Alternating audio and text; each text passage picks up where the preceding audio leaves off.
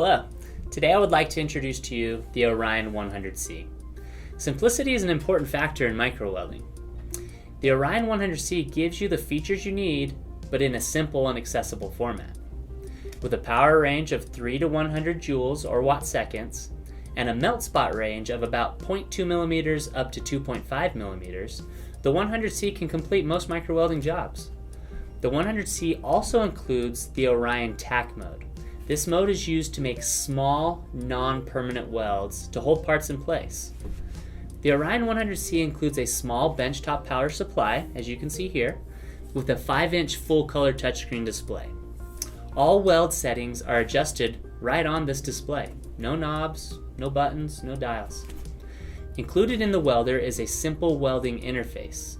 This easy-to-use interface allows you to select 3 basic variables: the metal, the joint type, and the size of the weld spot you need.